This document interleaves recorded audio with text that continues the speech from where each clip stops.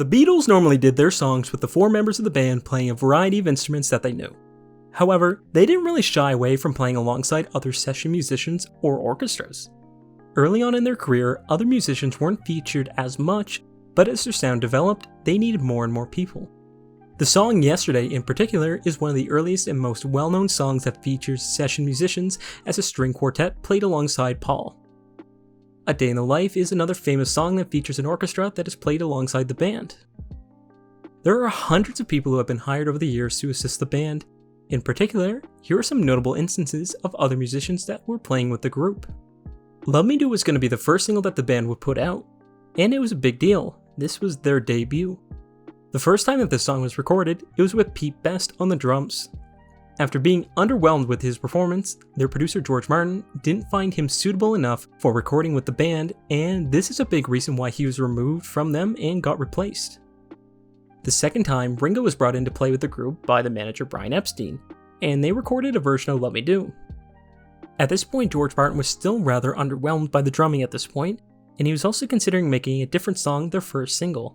To be fair to Ringo though, he was brought in, and he didn't have as much time to rehearse everything and play with the band.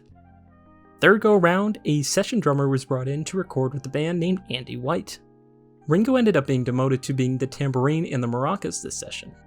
There are a few reasons that Andy White was brought in instead. The thing is, Pete Best was just replaced as the drummer by Ringo. George Martin wasn't really given any notice ahead of time, and Andy White was already hired for a session. So due to this, and the fact that George Martin just wanted a consistent sound for their new single, he ended up getting Andy White to do all the drumming here. Later down the line, the exclusion of Ringo on the song was a little bit regretful, but at the time, George Martin was just starting out with the band, and he didn't know really what to expect from them all. Andy White's drumming is featured on the album release of Let Me Do, and for most versions of the single. The thing is, some of the early copies that were pressed actually featured Ringo's performance, but as time went on, it was predominantly Andy White.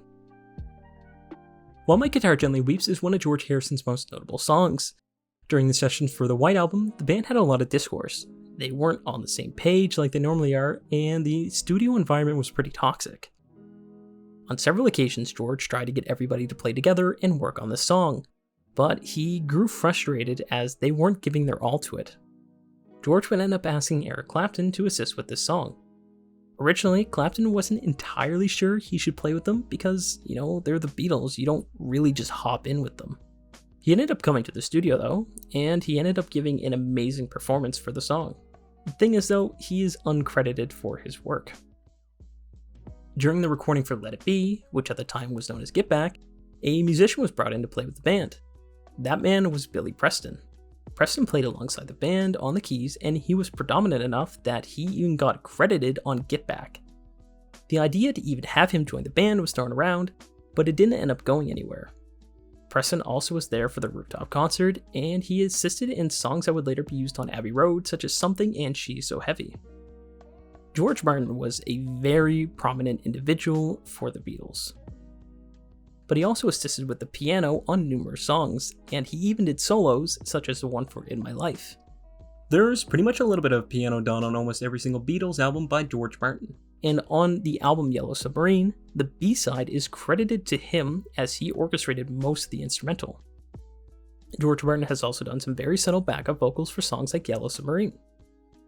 And I feel like a small honorable mention should be given to the song All You Need Is Love. The song included numerous musicians playing alongside the band. You had George Martin on the piano as well.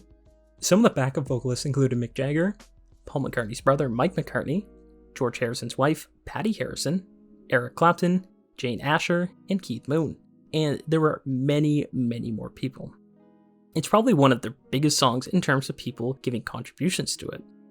Even though the Beatles were all great musicians themselves, there are just some instruments and things that they couldn't do alone. So that's why they had to hire other people to assist with them. And it's definitely really cool that they would get their family and spouses involved in some songs. Songs like the continuing story of Bungalow Bill include Yoko Ono and Maureen Starkey. Thank you for watching, and have a good day.